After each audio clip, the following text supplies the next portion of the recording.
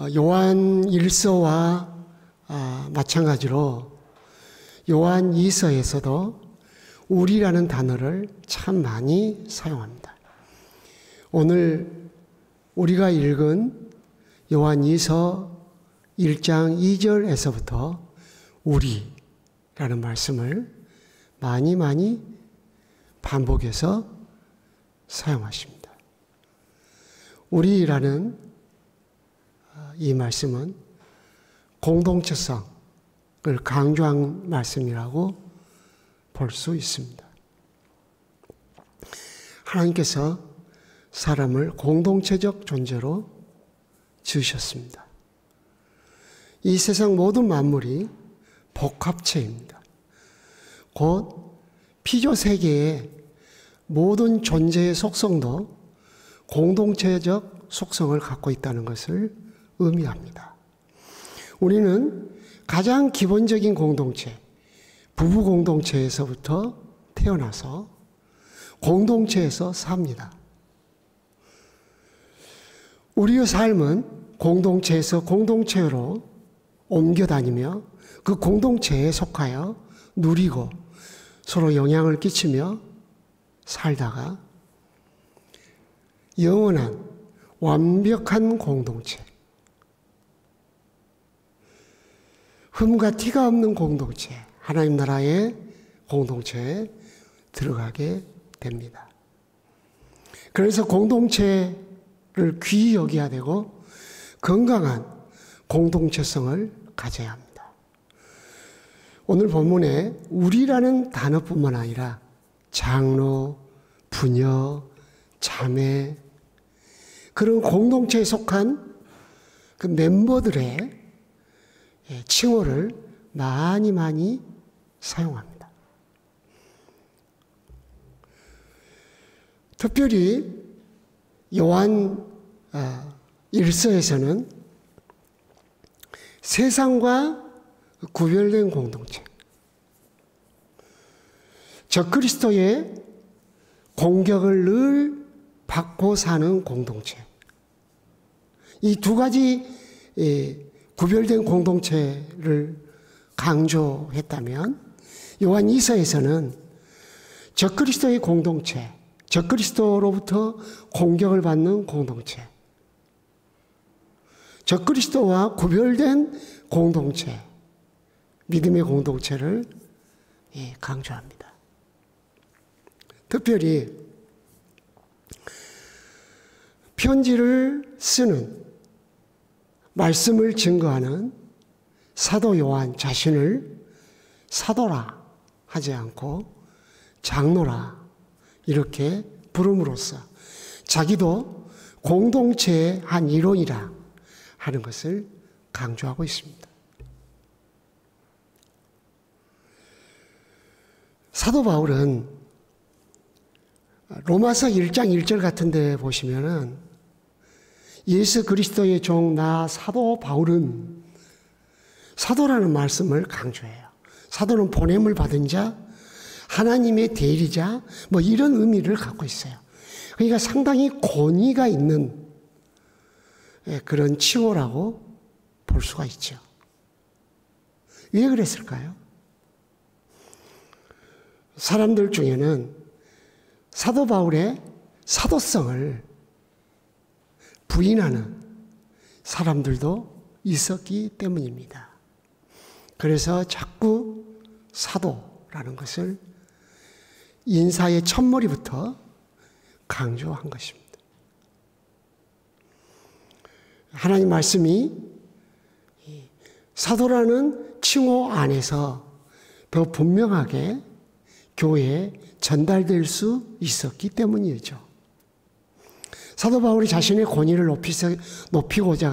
높이기 위함이 아니라 성도들과 교회 유익과 그리고 말씀의 권위 때문에 그렇게 한 것입니다.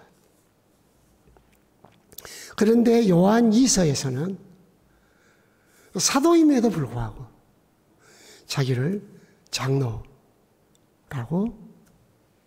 불렀습니다. 장로를 생각하면 어떤 권위를 가진 자, 어떤 포지션, 어떤 지위를 가진 자를 생각하기 쉽지만 오늘 본문에서는 그런 게 하나도 보이지 않습니다. 오늘 본문에서는 영향력을 끼치는 사람으로 재해석할 수 있습니다. 장로라고 자신을 말함으로써 영향력을 끼치는 사람이 진정한 리더다 하는 것을 강조하는 듯 느껴집니다.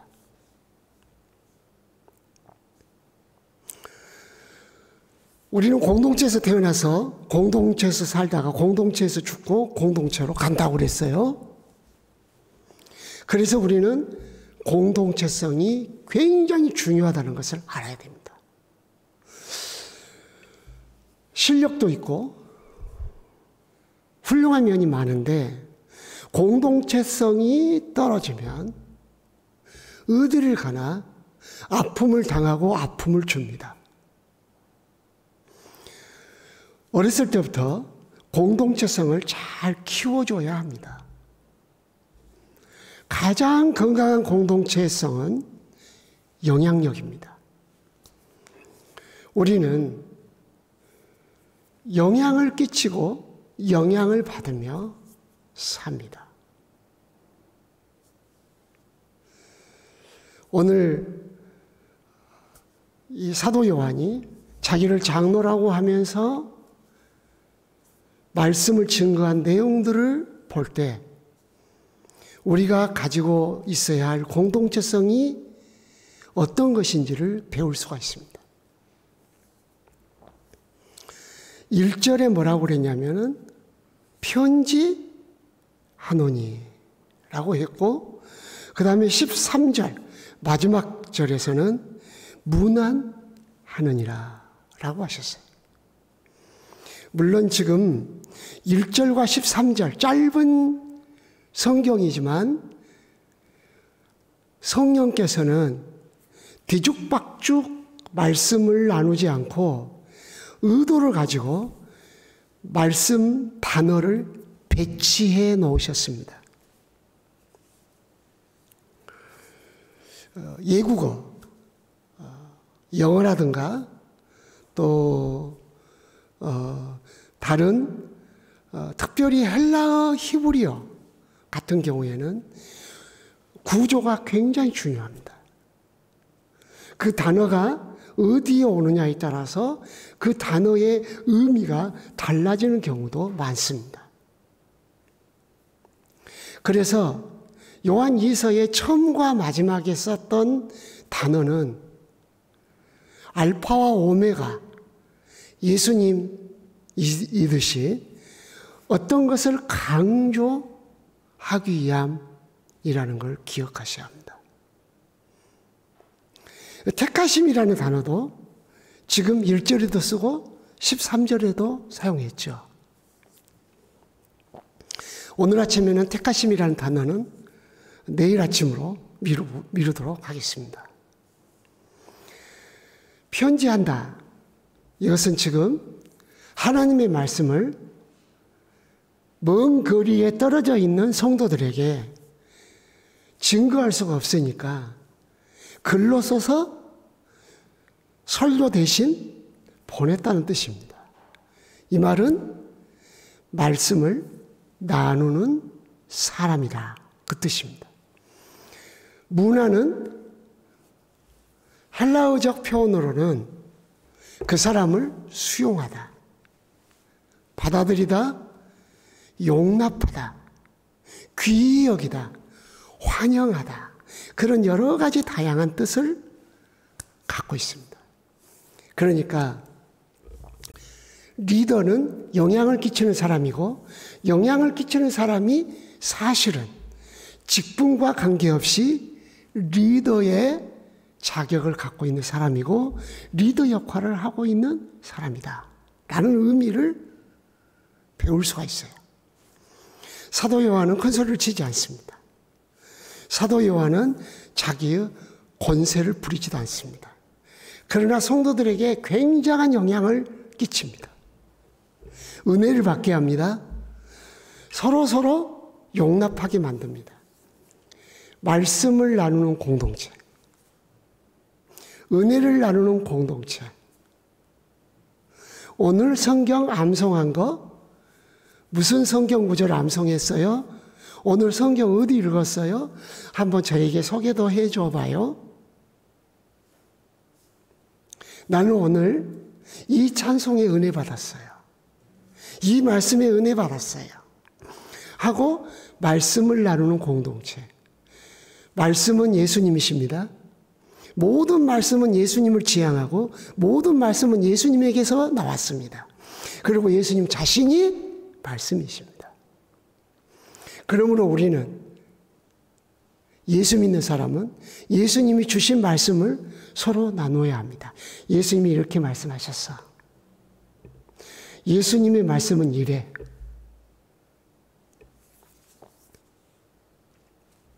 그리고 서로 받아들이도록 문안을 했습니다.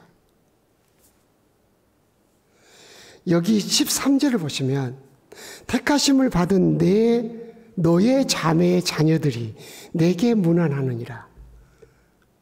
다른 사람의 문안을 전해주고 있습니다.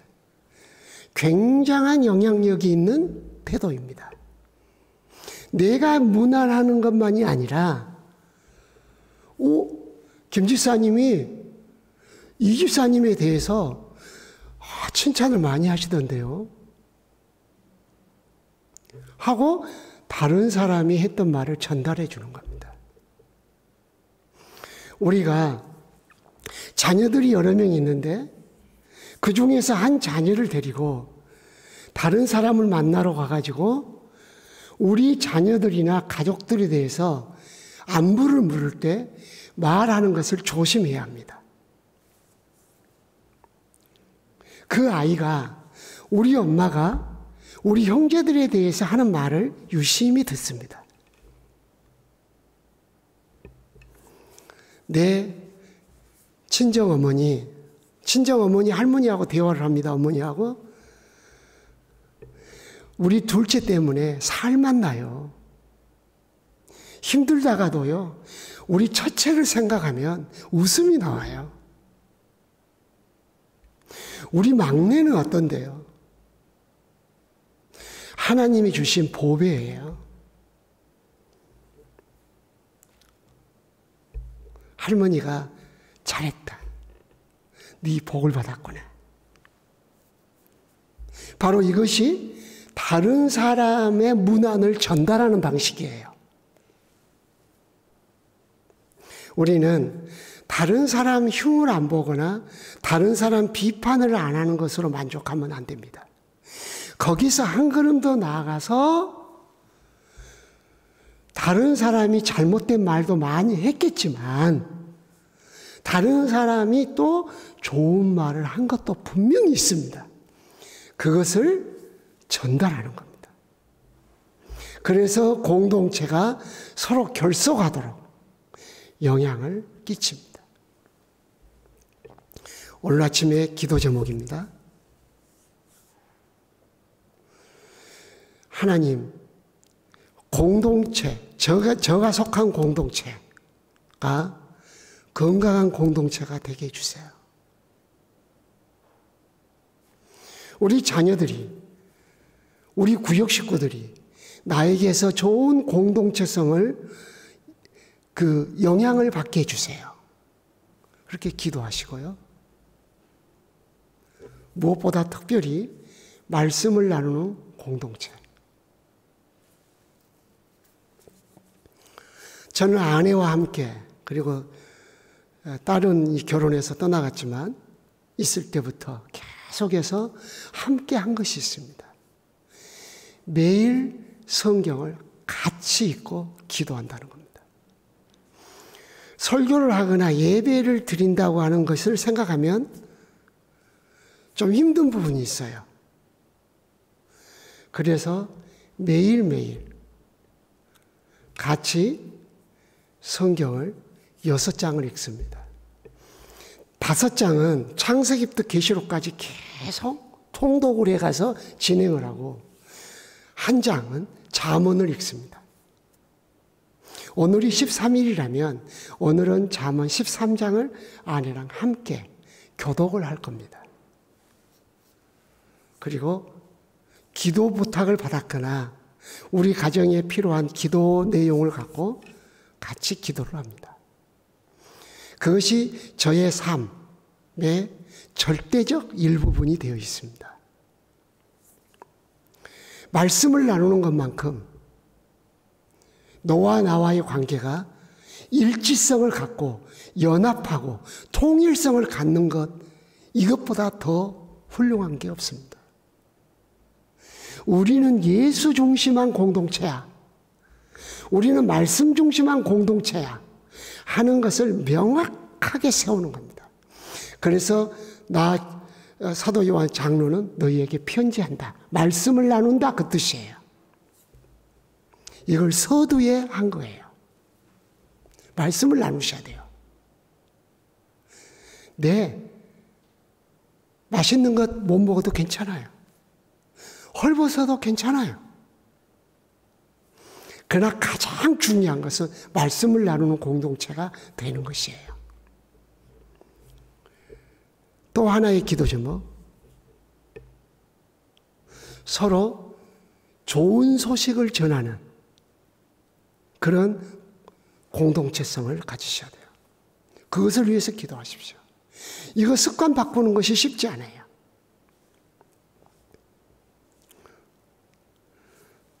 큰애한테 둘째 이야기를 합니다. 야, 네 동생이야. 니를 위해서 기도하더라. 야. 좋은 말을 전해줍니다. 우리는 대부분 부정적인 말을 합니다.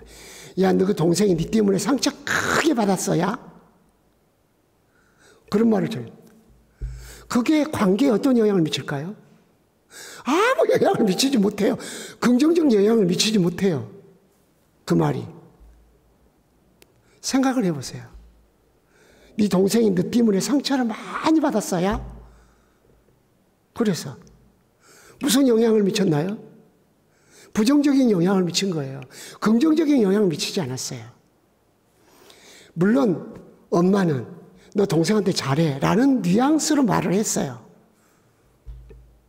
그러나 형으로서는, 또 언니로서는 힘든 거예요. 그럼 어떻게 해야 돼? 얼마나 잘해야 돼? 스트레스를 받을 수가 있어요. 때문에 그런 그 어법보다는 동생이 형한테 형을 생각하는 작은 면이라도 발견해야 돼요. 그래서 그것을 전달해주고 칭찬해 주셔야 돼요. 이것이 그 관계를 돈독하게 해주는 공동체성을 가진 사람의 태도라고 말씀드릴 수가 있어요. 공동체는 매우 중요합니다. 우리는 공동체를 떠나서 할 수 없습니다. 저는 지나가듯 듣거나 보거나 그렇지 처음부터 끝까지 본 적은 없습니다만은 자연인이라는 프로그램이 유행이라고 합니다. 근데 그 자연이라는 프로그램을 좋아하는 사람들이 남자라도 해요. 왜 그런다냐? 도망가서 혼자서 산에서 살고 싶다고 그런다네요. 그건 비정상적인 거예요. 그건 정상적이지 않아요. 왜 그런 프로를 하는지 나는 모르겠어요. 남자가 가족들과 오손도손 자녀들을 돌보고 아내를 사랑하고 리더십을 발휘하고 그런 것을 보여줘야 되는 거예요. 그 자연인이라고 하는 것은 자기가 건강을 위해서 잠시 들어갔으면 몰라요.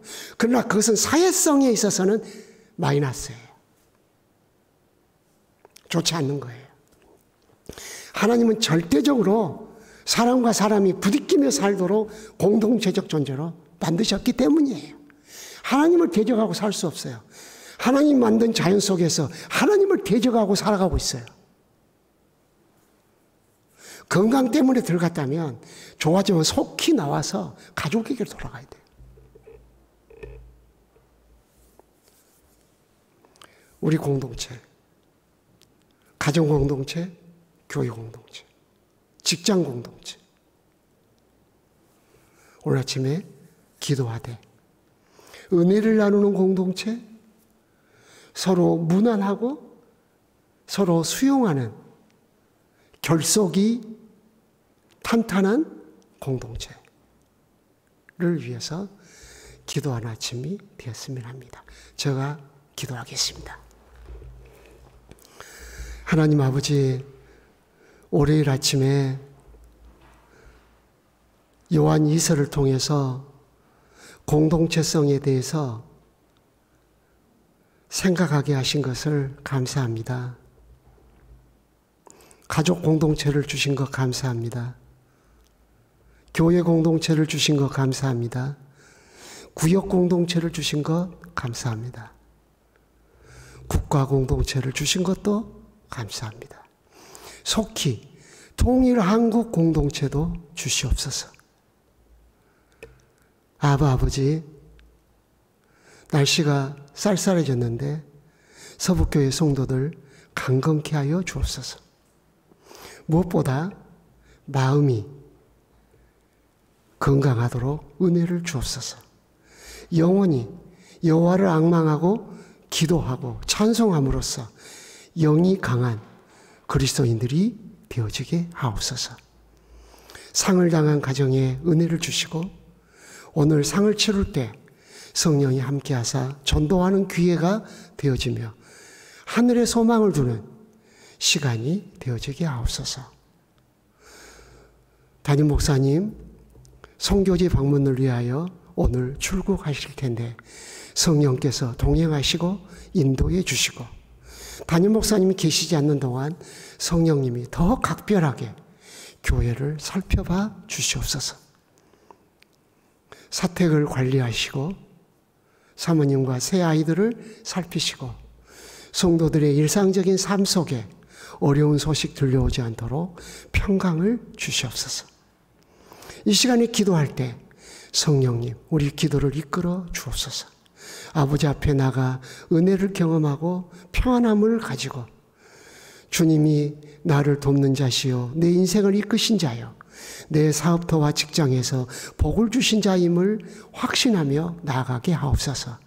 할렐루야 찬미하며 세상으로 나가 믿음으로 승리하게 하옵소서. 예수 그리스도의 이름으로 기도드리옵나이다. 아멘.